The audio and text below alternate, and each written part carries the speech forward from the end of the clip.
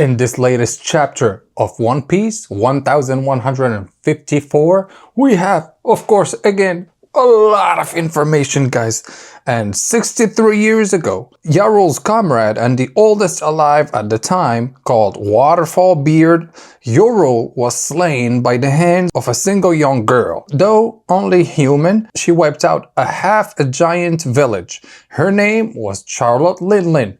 So we are back at the time where Charlotte Linlin completely ravaged everything in One Piece in Elbaf, basically, because she was hungry and she she was kind of cuckoo at the time. So from Big Mom's backstory to a ship of giants that were called Galila that got captured a long time ago, to Rock the Chebek. This chapter brought us a lot of information, guys, and I hope you're gonna stay with me until the end. And don't forget to like this video and subscribe to the channel, guys, because most of you guys are not even subscribed to the channel, so subscribe! And so at that time, 63 years ago, Charlotte Linlin was, of course, ravaging that village and all of that because she was hungry, but at the same time you can see that there is a famine going on. All of the land that's used for farming and all of that is not good to go anymore, because throughout this time there was a lot of like strange climate and a lot of fires kind of everywhere, so everybody was desperate to get some food from somewhere,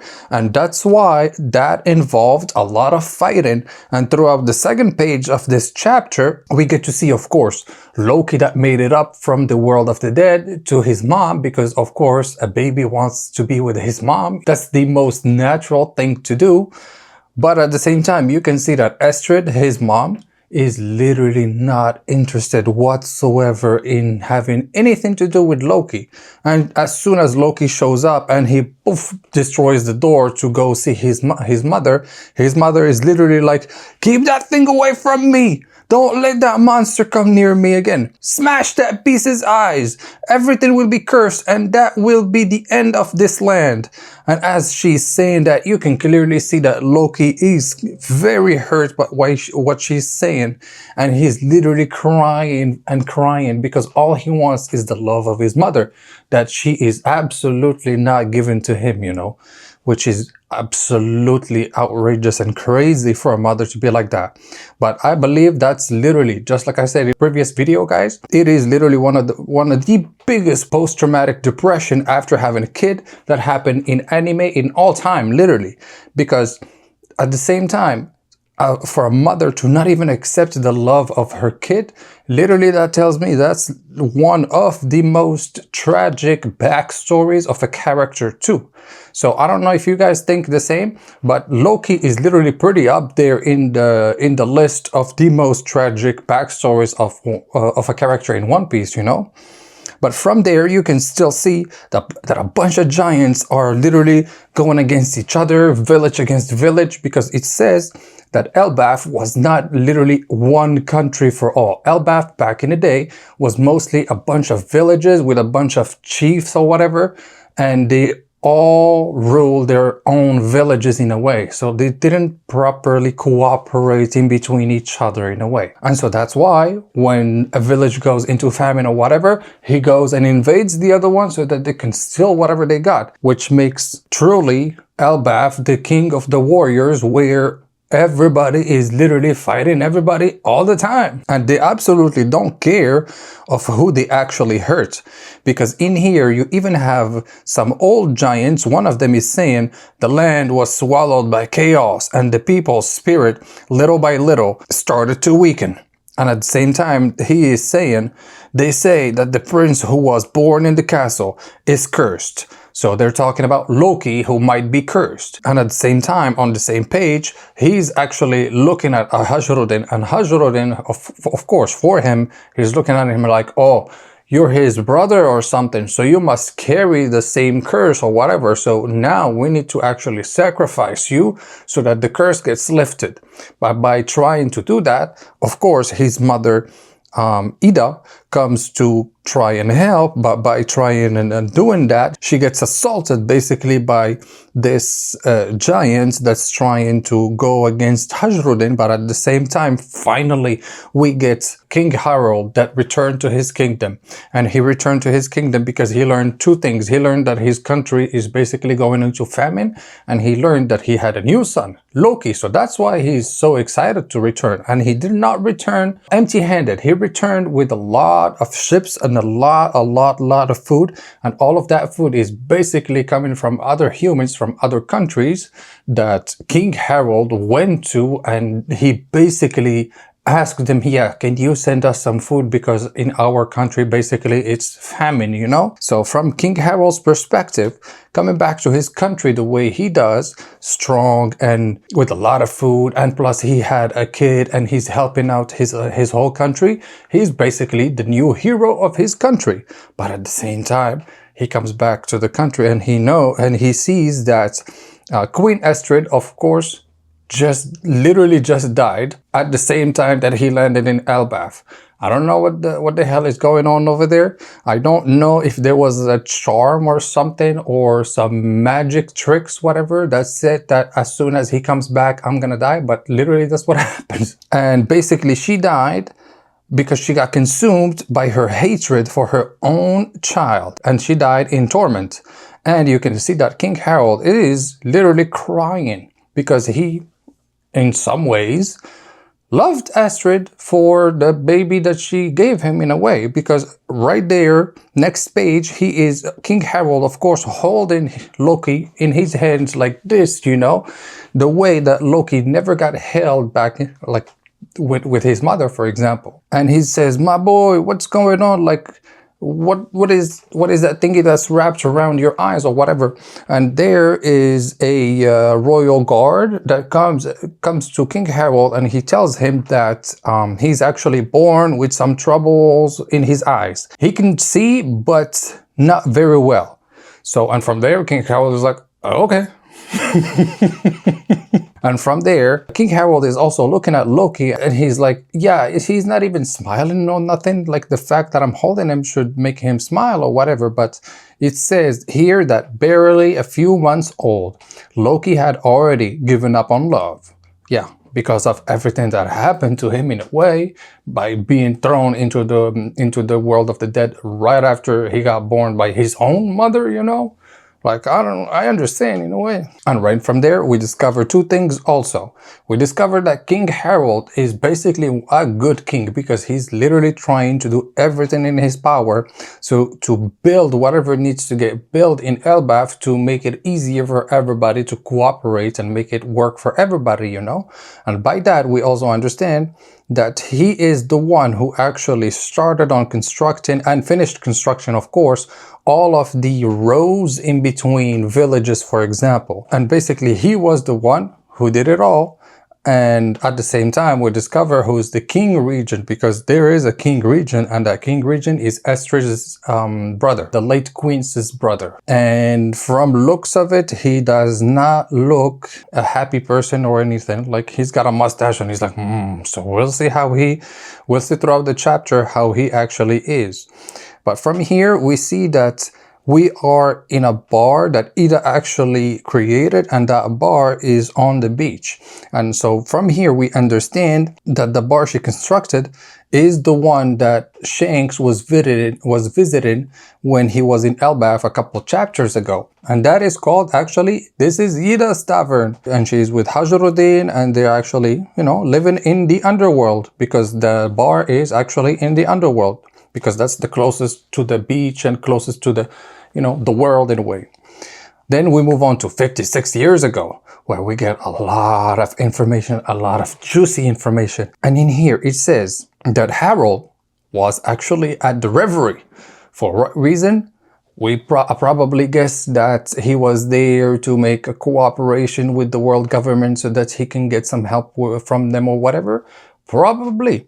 But at the same time, you can see that he was actually not invited to the revelry, but he actually was disguised and he went to the reverie and he showed up to the reverie, and he probably gave a speech to all of the kings and all of that.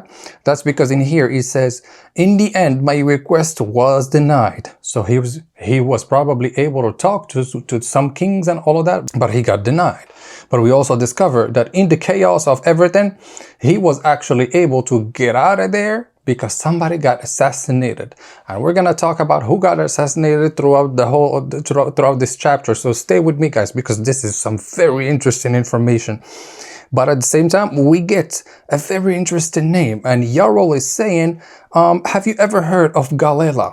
And he says, weren't they the crew of massive shipwrights brutes?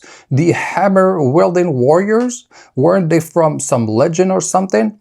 And the Yarrow is like, they are not something from a legend or whatever.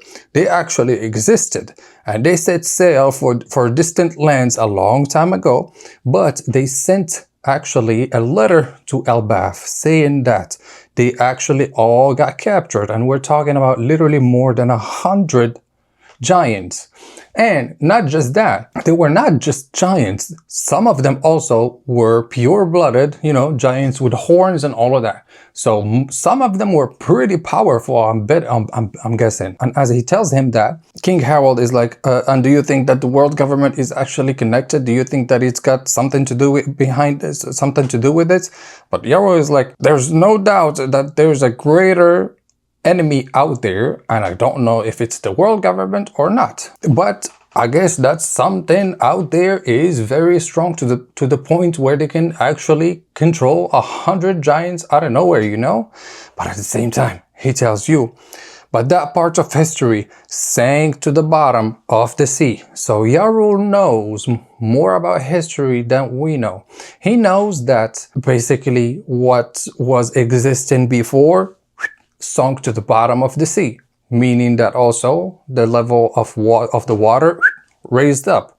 So with all of that knowledge, we can say that the giants know a lot more about whatever happened in the past than anybody else in the One Piece world. But at the same time, King Harold is saying that we cannot forget we belong to people that once brought a great harm to this world. So they literally know about what happened a little bit to the world, and they know a little bit about like their position in that world back then. But I don't believe that they have the whole truth about what truly happened. And maybe that whatever happening in the past was not as black or white, But then moving on from that page, now we get to see Loki's growth. And as he's growing up, we get to see that King Regent, the Astrid's brother, he's actually an asshole. And he is actually telling Loki, oh, where should I feed you from today? The trash?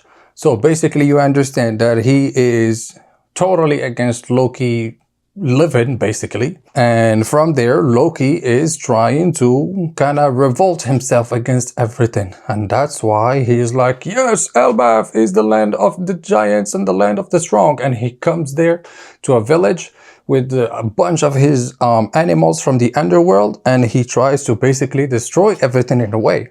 And Hasrudin gets in his way, and basically he's the only one who gets into his way. And from there, they clash. Hasrudin tells him, yeah, it's not because you are big and strong that you have to go against other people and literally, be a bully in a way. And basically, Loki is being Loki, an asshole. And he takes Hasrudin and he, with his kanabo. And from there, we get to see that Gerd also is the one who went and actually saved Hasrudin by treating his injuries from getting hit by Loki. And we get to also to understand that Loki basically is a piece of shit because he looks at Hasrudin and he's like, you do not deserve to be a prince. You are not a pure-blooded and your mother is this and that. Basically, he's telling Hasrudin all of everything that's not supposed to come out of a child's mouth in a way, But at the same time, you can see that Loki is very hurt. And it says in here that even after hurting others, even after breaking everything around him, the void in Loki's heart was never filled. And as he as this is going on, he basically jumps himself into the underworld again, and he jumps basically and he lands on his back, and you see a lot of blood everywhere, and he's like, I'm not gonna die, I'm not gonna die. So for all the treatment that he's doing to himself and the void that he's got in his heart, nothing can fill the love that he's missing from his mother, you know. And so that is absolutely understandable, especially from a kid, especially missing his mother's love for so many years, that he would turn to the way he is currently, you know, especially with no proper education and all of that. Very important for you guys too. But at the same time, we get to the final page, and the final page, we get to see some legends alive at that point. And the legend number 1, Rock the Chebek, the future captain of the Rocks Pirates. And also we get to see that he is the father of the Yonko Blackbeard, basically. Now we have the full reveal that Blackbeard is the son of Rock the Chebek, and that's why also he called his ship the Saber of Chebek or something like that, which is now all making sense. And in the same page, we see that Rock the Chebek or somebody literally cuts a whole mountain. There's a lot of animals that actually get scared, and as Loki is there, he turns around and he sees them, you know. He sees Rock the Chebek, he sees Whitebeard, he sees Shiki, and he sees Stussy. And from there, in here it says, 8 years ago, during the reverie, this man crossed paths with heralds. He took down a marine admiral and vanished into thin air. Now he's one of the most wanted men on the planet, with a bounty worth a fortune. And he says, first, this is the land of the giants, Elbaf, right? Second, Harold's here, isn't he? Oh, telling you, very chilling moment. I'm very interested in information in this episode, in this chapter, because we get literally what happened after the birth of Loki, basically in the country with the famine, and the solution of King Harold that came back with a lot of food from humans. From there, we move on to knowing who the King region is too, which we don't care too much about, but we move on to actually knowing who Galila or the Galila name comes from now. And I'm probably going to make another video about it, so tune in for that video, guys, in a few days. And we also learn about Rock the Chebek, literally in one single page. And in that page, we discover that he looks basically just like Blackbeard, and you can see it. And on that note, guys, this was the review of this chapter. Hopefully you guys liked this one, and let me know what you guys think in the comments below about this chapter. What do you think Rock the Chebek's bounty was? Because at that moment he was he had one of the highest bounties. So how much do you think his bounty was at that point in time? Let me know down in the comments below. And don't forget, like this video and subscribe to the channel, guys. It's very important. And I'll see you in the next one. Peace.